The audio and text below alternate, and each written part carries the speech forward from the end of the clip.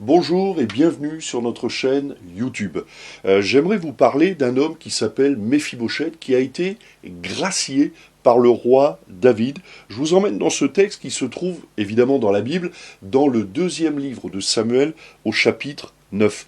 Et nous allons nous apercevoir que Méphibosheth, c'est le type, l'image de l'homme qui vit sans Dieu. La première chose, c'est que nous nous apercevons que l'homme qui vit sans Dieu vit dans la crainte, dans la peur de la mort, la peur, vous savez, cette vie qui est soumise au gré du hasard, au flot du hasard, on est comme sur la rivière de l'incertitude complète, eh bien c'est Méphibosheth. Et voilà qu'à un moment donné, dans 2 Samuel chapitre 9, verset 1er, le roi David va parler.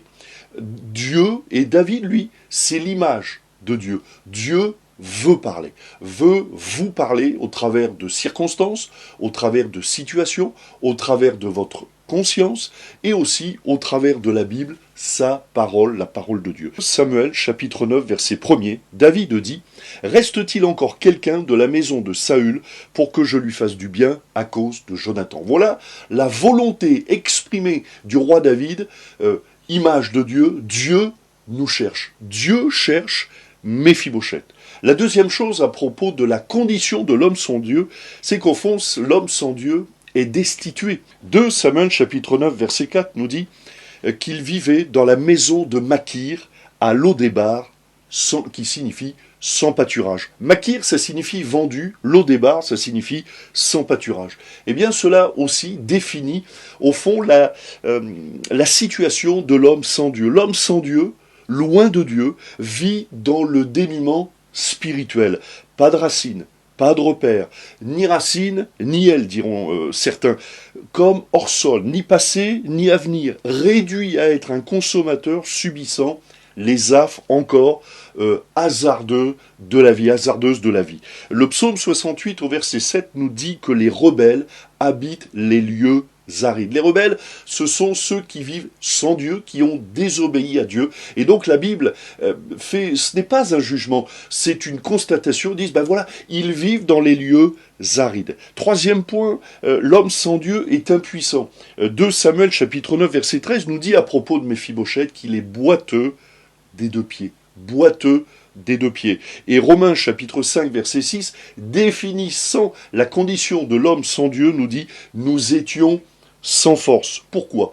Parce que toutes les capacités que nous avons, intellectuelles, physiques, notre force, notre intelligence, nos capacités, tout cela nous vient de Dieu. Et donc, par conséquent, l'homme sans Dieu a perdu de ses capacités qui viennent de Dieu. Mais quelle est, dans tout cela, nous avons vu là, la condition de l'homme sans Dieu, la condition de Méphibosheth qui vit dans la maison de Makir, vendu dans cette ville de Lodébar qui signifie sans pâturage. Dans le dénuement, cela nous parle aussi du pays sans Dieu, du pays où Dieu ne règne pas, c'est-à-dire le pays au fond du besoin, le pays de la famine, le pays du dénuement, et puis Méphibosheth qui est sans force, boiteux des deux pieds. Mais quelle est maintenant la volonté de Dieu, le plan de Dieu? Un mot, et une chose à retenir si vous ne voulez retenir qu'une seule chose, c'est que Dieu vous aime. Dieu, la Bible nous dit à propos de Dieu, Dieu est amour. Et le roi David voulait user de bonté envers le petit-fils de son ennemi. Méphibosheth, c'est le fils de Jonathan, mais c'est surtout le petit-fils du roi Saül, déchu, mort, qui était l'ennemi principal du roi David. C'était ce roi qui était roi avant David et qui ne voulait surtout pas que David devienne roi, bien évidemment à sa place. Et il y avait une grande inimitié entre le roi Saül et le roi David. Donc vous imaginez bien que lorsque le roi Saül est mort avec son fils Jonathan, eh bien toute la famille de Saül a été rejetée, a été, sous l'objet d'une malédiction, a été rejetée. Et donc c'est aussi la condition de l'homme sans Dieu qui a rejeté Dieu en quelque sorte, mais voilà que David veut renouer ce contact avec Méphibosheth, l'homme pécheur, l'homme rejeté, comme Dieu veut renouer le contact avec tous les êtres humains. Concernant l'amour de Dieu,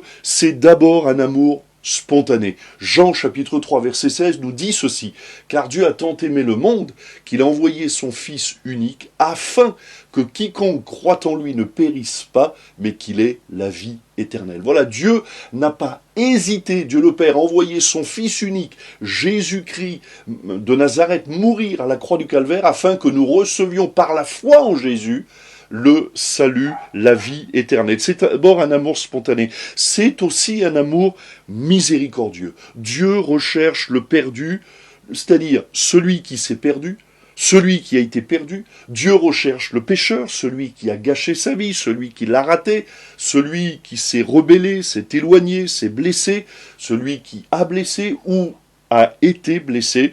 2 Samuel chapitre 9 verset 5 nous dit: le roi David l'envoya chercher dans la maison de Makir, fils d'Amiel, à Lodébar. Le roi David va envoyer quelqu'un pour aller le chercher, comme Dieu envoie des situations, nous a donné sa parole, envoie des hommes et des femmes qu'on appelle des témoins, des chrétiens, des évangélistes pour venir nous chercher le perdu, celui qui s'est éloigné de Dieu, celui qui a besoin de Dieu. Eh bien, la volonté de Dieu, c'est de nous ramener dans sa maison, non pas pour faire de nous ses objets, mais parce qu'il nous aime, parce que Dieu est comme un père pour nous, qui ne supporte pas que nous soyons éloignés de lui. Puis, c'est un amour qui donne, c'est un amour qui se donne. 2 Samuel, chapitre 9, verset 9, nous dit ceci: le roi appela Tsiba, serviteur de Saül, et lui dit: je donne au fils de ton maître tout ce qui appartenait à Saül et à toute sa maison. Voilà un amour qui donne.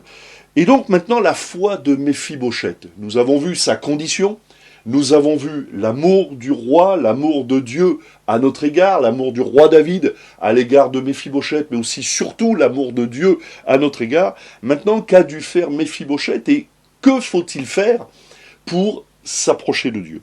D'abord, Méphibosheth, eh bien tout simplement, il va croire à ce message qui vient du roi David. 2 Samuel chapitre 9 verset 6 nous dit: il vint auprès de David. C'est-à-dire qu'il va s'approcher de David. Il va croire les messagers du roi David qui lui ouvrent cette porte d'espoir, d'espérance, cette porte vers une vie nouvelle. Comme vous qui entendez ce message de l'Évangile, eh bien c'est vous qui avez cette possibilité, cette capacité de croire, de faire confiance à ce qui est en train d'être dit, de l'accepter ou de le rejeter. Dieu ne vous forcera jamais, comme le roi David n'a pas, lui-même été chercher manu militari, pourrait-on dire, Méphibosheth pour le ramener à sa cour.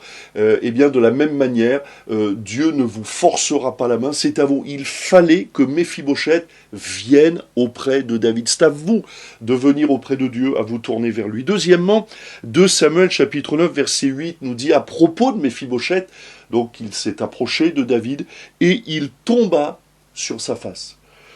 La bonté de Dieu, l'amour de Dieu, nous pousse à réaliser notre péché, notre indignité. La sainteté de Dieu nous révèle la noirceur de notre péché, de notre cœur. Et c'est l'amour de Dieu qui touche notre cœur. Laissez-vous toucher par l'amour de Dieu. Et donc Méphibosheth est touché par l'amour du roi David. Il est comme dans l'incompréhension, il ne comprend pas, mais pourquoi David veut me redonner une dignité que j'ai perdue, moi le petit-fils du roi maudit, du roi rejeté, du roi déchu? Eh bien, Méphibosheth réalise son indignité finalement, réalise qu'il n'a pas sa place auprès du roi David. Comme nous, pécheurs, nous n'avons pas notre place dans la maison de Dieu, mais Dieu nous ouvre la porte au travers du sacrifice de Jésus. Troisièmement, eh bien, quand Méphibosheth s'approche de David, il tombe sur sa face, il est accepté par le roi David. 2 Samuel chapitre 9 verset 7, voilà la parole du roi David: ne crains point car je veux te faire du bien. Eh bien, cette parole, elle est aussi dans la bouche de Dieu pour vous, mon ami. Ne craignez pas, tournez-vous vers Dieu, ne craignez pas. Il y a plus de crainte à avoir à ne pas se tourner vers Dieu, mais aucune crainte à avoir à se tourner vers Dieu. Celui qui ne se tourne pas vers Dieu a de la crainte à avoir. L'évangile, ça signifie bonne nouvelle. Bonne nouvelle pour celui qui croit. Mais c'est une mauvaise nouvelle pour celui qui ne croit pas, parce que l'évangile nous dit qu'il y a deux destinées après la mort, l'enfer ou le ciel. Eh bien, Jésus est venu mourir à la croix du Calvaire afin de nous ouvrir la porte du ciel. Mais pour qui? Pour celles et ceux qui croiraient en son nom, pour celles et ceux qui se tourneraient vers Jésus. Ne crains point, car je veux te faire du bien. Ensuite, Méphibosheth a été adopté. 2 Samuel chapitre 9 verset 11 nous dit ceci: et Méphibosheth mangea à la table de David comme l'un des fils du roi. Bien que Méphibosheth, petit-fils de ce roi déchu qui était rejeté, eh bien Méphibosheth a retrouvé cette dignité, a retrouvé cette place à la table du roi. Bien qu'il fût boiteux, il mangea à la table du roi. Vous avez aujourd'hui la possibilité de devenir enfant de Dieu. Et puis le dernier point, il devint héritier. 2 Samuel chapitre 9 verset 7 nous dit, David lui dit, ne crains point, car je veux te faire du bien à cause de Jonathan ton père. Je te rendrai toutes les terres de Saül ton père, et tu mangeras toujours à ma table. Méphibosheth devient héritier, il retrouve sa dignité d'enfant du roi, il mangera à la table du roi au même titre que les enfants du roi David. Nous avons par la foi la possibilité, le pouvoir, nous dit l'évangile de Jean, de devenir enfant de Dieu. Alors je termine. Le diable nous a volé notre dignité, nous a volé notre avenir, notre pureté, nos rêves, notre avenir. Dieu nous rend ce que le diable et le péché nous ont volé. Notre dignité, notre sainteté, notre pureté, notre liberté. Jésus a racheté notre vie en donnant la sienne à la croix du Calvaire. En te tournant vers lui, en vous tournant vers Jésus, approchez-vous, croyez et recevez. On termine par la prière. Seigneur, nous bénissons ton nom pour la bonne nouvelle de l'Évangile. Merci Seigneur d'étendre ta main, de faire grâce, de toucher le cœur de celle ou de celui qui est en train d'écouter en ce moment le beau message de l'Évangile. Merci d'agir, merci de bénir, merci de guérir maintenant. Dans le nom de Jésus, Amen. Soyez bénis.